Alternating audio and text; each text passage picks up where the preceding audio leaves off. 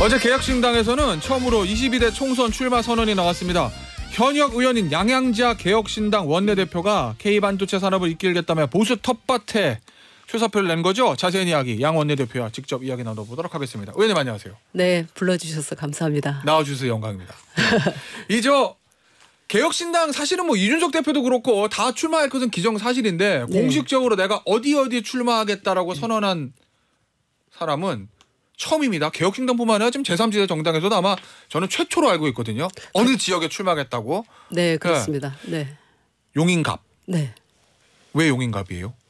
아시다시피 예전부터 그 네. 말씀은 반도체 관련된 거 출마하겠다는 말씀은 저랑 인터뷰할 때도 많이 하시긴 했는데. 그렇죠. 미중 패권 전쟁 이 상황에서 네. 대한민국의 반도체가 가장 중요하다는 거는 온 국민이 다 알고 계실 그럼요. 거고. 근데 네. 이제 지금 용인 메가 클러스터 성공이 곧 네. 대한민국의 성공이고 미래라고 봤기 때문에 고민을 좀 많이 했었습니다. 네. 그래서 총선 전략도 저희가 K벨트 군단으로 수도권은 K벨트 군단. 예. 그리고 전국은 첨단 산업 클러스터 베이스로 공천을 하겠다 이런 말씀도 드렸고 굉장히 치밀하게 준비를 해왔는데 그러면은 누가 과연 퍼스트 모버가 돼서 그런 그 첨단 산업의 중심으로 누가 가는 게 좋겠냐라는 이야기를 지역에서도 광주에서도 많이 했고 또 우리 당원들과 또 이준석 대표를 포함한 우리 개혁신당 지도부와도 얘기를 상당히 했습니다.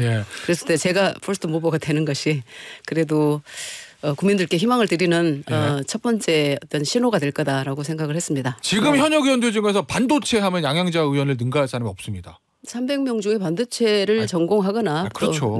그래서 저는 앞으로 반도체를 살리기 위한 그런 어떤 인재 영입도 그 방향으로 하고 있는데 최근에 그 한국 반도체 산업 협회 상금 부회장님이신 이창한 회장님을 저희가 영입을 했습니다. 그런데 그분은 정책 통이시기도 하지만 반도체 전문가이시기도 하고 앞으로 저희 이제 개혁신당에 큰 힘이 되실 것 같습니다. 의원님. 네.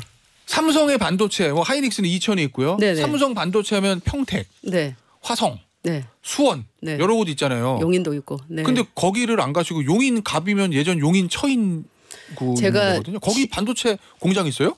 이제 들어오기 시작을 했습니다. 제가 18살에 처음 갔던 데가 삼성 반도체 통신 주식회사.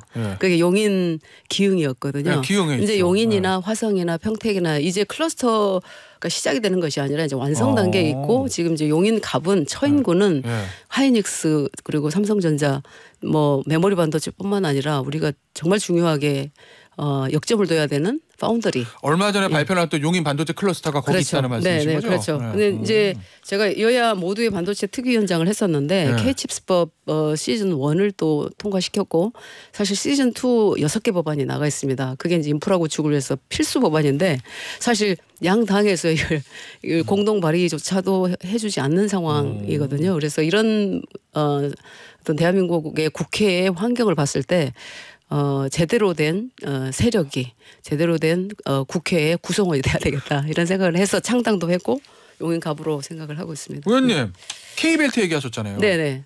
기술과 관련된. 네. 그러면은 이준석 대표 같은 경우에도 앞서 제가 말씀드렸던 그 반도체와 관련해서 지역합니까? 이제 전략적으로 좀 고민을 많이 하고 있는 상황이고요. 그럴 수도 있고 지금 봐서 가장 명분 있고 가장 이제 어려운 지역으로 가겠다 이렇게 말씀을 하셨지만 가장 명분 있고 그래도 가장 어려운데요. 근데 저는 가장 명분을 따집니다. 그리고 이제 제가 그 2016년도에 영입되자마자 호남 없이 정권 교체 없다라는 그 가장 큰 명분에 제가 당시 가장 험지인 광주로 천정배우원과 이제 이렇게 선거를 하러 갔었는데 지금 이제 상황을 보면 대한민국에서 가장 큰 명분은 이 정치 개혁이고 제가 보기에는 대한민국이 그야말로 국제사회에서 이게 뒤떨어지지 않는 끌려가지 않는 나라, 주도하는 나라, 선도국가 대한민국을 만들어야 된다라는 제가 그런 명분에는 앞장서고 있습니다. 그런데 의원님 용인갑이라는 지역을 분석을 다 하셨겠지만 국민의힘 세가 굉장히 센 곳이거든요. 네. 용인 그렇죠. 중에서도 가장 센 곳이죠. 그렇죠. 세 번 연속 뭐 보수의 텃밭이라고 12년간 보수의 텃밭인데 물론 그 3년 동안 구속되셔가지고 그렇죠. 2명의 의원이 다 구속됐습니다. 네. 그러긴 한 지역이긴 하고 지금도 그래서 현역 의원이 비어 있죠. 지금 그렇습니다. 그런데 보수세가 워낙 센 곳인데 뭐 개혁신당이 이준석 대표 때문에 그런지 몰라도 좀 제3지대 정당 중에서는 보수 색채가 강하다는 평가를 받고 있긴 한데 제가 했는데 왜 보수 색채가 중도입니다. 예, 언론 그래도 저 그 스웨덴의 미래 계열보다는 좀 그렇다 이런 평가 상대적으로. 예. 네. 그런데 혹시 국민의힘에서도 후보 나오고 그러면 표가 갈려가지고 중도 보수 표가 네. 당선이 좀 난망한 거 아닙니까?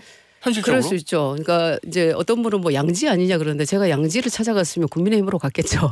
개혁신당에 사실 양지는 없죠. 없죠. 지금 없는데 그 저는 예. 그 표의 유불리 또 예. 무슨 당선 가능성 이것보다 더 먼저 생각해야 될 것이 예. 사실 왜 용인갑에 양향자가 필요한가 예. 그 명분을 넘는 어떤 전략은 없다고 봅니다. 네, 지금 이 상황에서 제가 용인갑 처인구 반도체 클러스터를 얘기했을 때 10분이면 10분, 100분이면 100분 아 거기 가야겠네 그러네 이렇게 말씀하시는 것은 정말로 이게 맞다 거기 출마를 해야 된다라는 말씀인 것 같아요. 알겠습니다. 네. 어쨌든 국회의원에게는 명분도 중요하지만 당선이라는 실리가 중요한 거니까. 저는 실리를 한 번도 따져본 적이 그래요? 없어요. 네. 그럼 실리 차원에서 저는 그다 한번 질문 좀 드려볼게요. 어제 이재명 대표가 준연동형 비례대표제 네. 지난 총선 때처럼 그대로 유지하겠다고 발표했습니다. 네. 그 발표 어떻게 들으셨어요?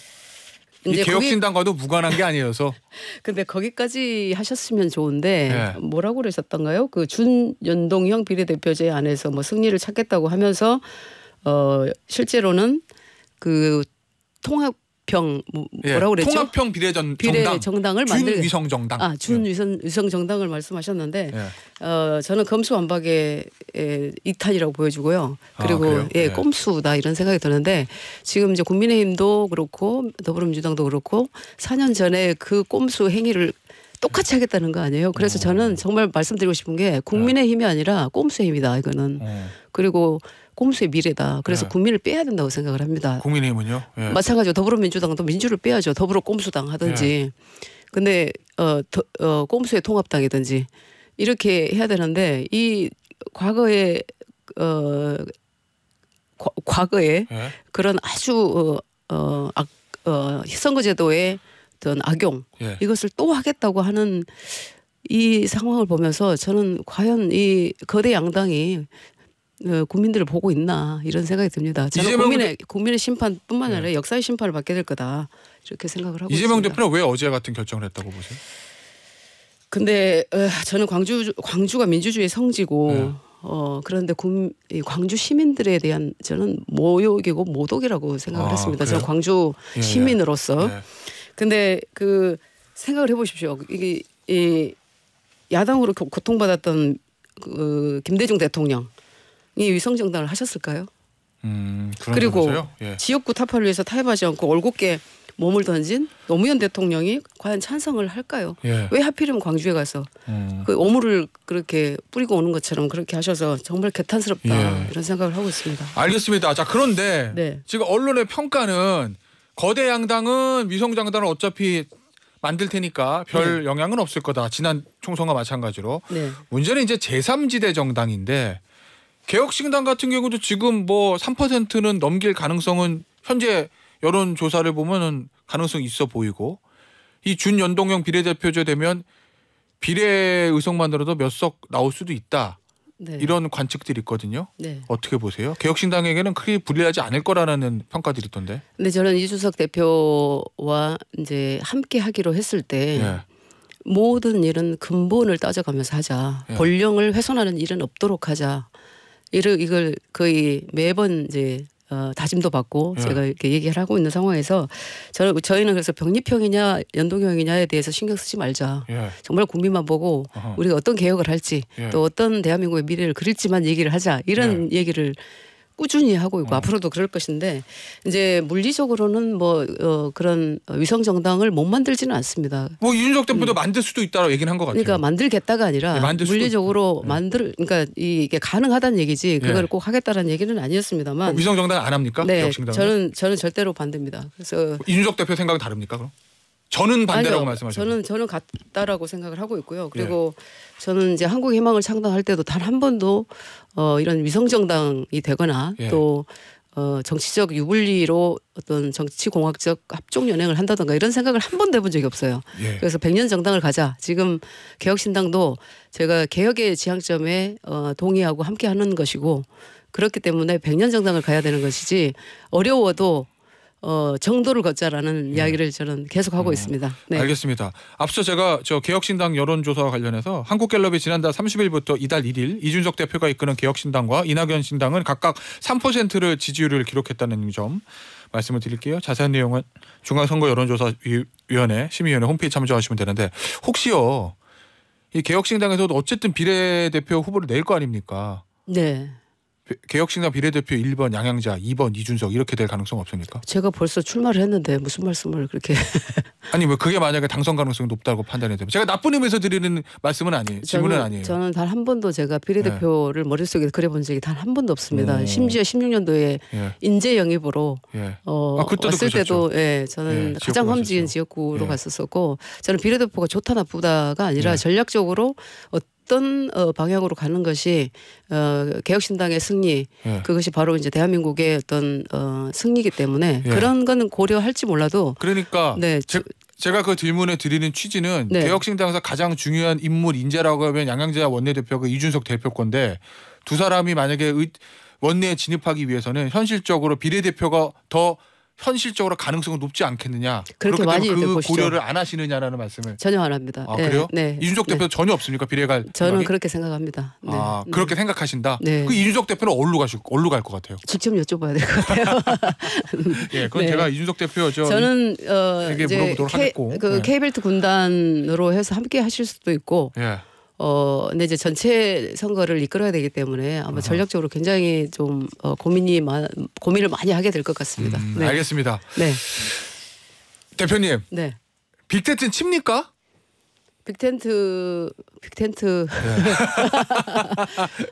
이미 탄탄한 텐트가 있습니다. 저희가 개혁신당이라는 텐트요? 그렇죠. 네. 그 얘기를 들으니까 독자 노선을 걷겠다 이런 의미로 저는 이해가 되는데요. 저는 말씀드렸지만 단 한 번도 제가 이렇게 합종연행 그러니까 정치공학적으로 인식되는 이런 이합집산이나 이런 생각을 해본 적이 없기 때문에 그러면서도 제가 일관되게 그러면 같이 안 하겠다는 얘기냐 이런 말씀을 참 많이 하셨는데 늘 얘기했습니다. 저희와 가치와 비전을 함께하면 어떤 세력도 열려 있다라는 말씀을 했는데 그 저희의 준비 상황, 그러니까 뭐 정책이라든지 비전이라든지 시스템, 플랫폼, 강령 이런 것들을 보고 사실 가장 먼저 이준석 대표가 함께하자라고 왔기 때문에 저희가 연 겁니다. 근데 지금도 여전히 그런 그 무조건 표를 많이 받기 위해서 뭐 이렇게 합치자 이런 게 아니라. 진짜 어떤 나라를 만들기 위해서 그리고 우리가 어떤 개혁을 해야 대한민국의 미래가 지금 10년 앞도 못 내다보고 있지 않습니까? 이런 상황에서 그런 지향점이 같으면 힘을 합쳐보자 이렇게 돼야 되지. 그냥 제3지대의 빅텐트라야 성공한다. 저는 이것에 동의하지 않습니다. 알겠습니다.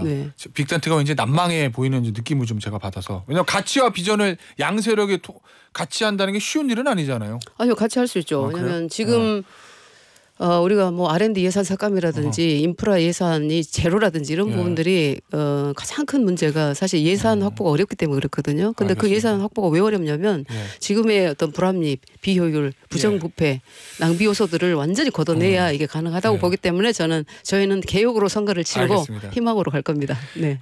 원내대표님 미래대연합에서 이원욱 의원하고 조응천 의원은 이낙연 대표와 김종민 대표의 새로운 미래로 가지 않았습니다. 일각에서는 이원욱 의원과 조응천 의원이 개혁신당으로 오는 거 아니냐라는 관측도 있던데 어떻습니까 그 부분? 저는 이제 제가 민주당에 있을 때도 이원욱 의원님, 조응천 의원님이 가장 가장 어떤 가치 지향점이 맞았었습니다. 그래요? 그러니까 아무리 어려운 상황 하에서도 정말 바른 소리를 내고 당의 어떤 미래를 위해서 쓴소리도 마다하지 않았던 그런 분들이기 때문에 굉장히 존경하는 분들이었죠. 근데 지금 이제 이런 상황에서 제가 그분들의 어떤 거취를 이렇게 언급하는 것 자체는 굉장히 좀 예의에 어긋나는 것 같아서 그냥 조용히 있습니다. 그러니까 결정은 본인들이 하는 거지만 개혁신당 차원에서 그 두 의원을 영입해서 하기 위한 어떤 노력이라든지 그 생각을 하고 있느냐? 근데 저는 함께 하시면 좋겠다라는 생각을 하고 있습니다. 아, 그래요? 네, 네. 왜냐하면 특히 이원욱 의원님은 이제 화성이기 때문에 K 벨트거든요. 그러네요. 그렇죠. 그래서 함께 우리가 네. 대한민국 미래를 위해서 함께 하면 좋겠다라는 이야기를 하고 싶죠. 네. 오늘이 그 계기가 될 것 같은데. 예. 네, 근데 모시고 싶은 마음은 아주 큽니다. 알겠습니다. 네. 개혁신당 네. 차원에서는 이원욱 의원과 조응천 의원을 모셔가고 싶은 마음은 있다. 오늘은 여기까지만 네네. 정리하도록 하겠습니다. 오늘 인터뷰 여기서 마무리하죠. 네, 지금까지 감사합니다. 양양자 개혁신당 원내대표였습니다. 의원님 감사합니다. 고맙습니다.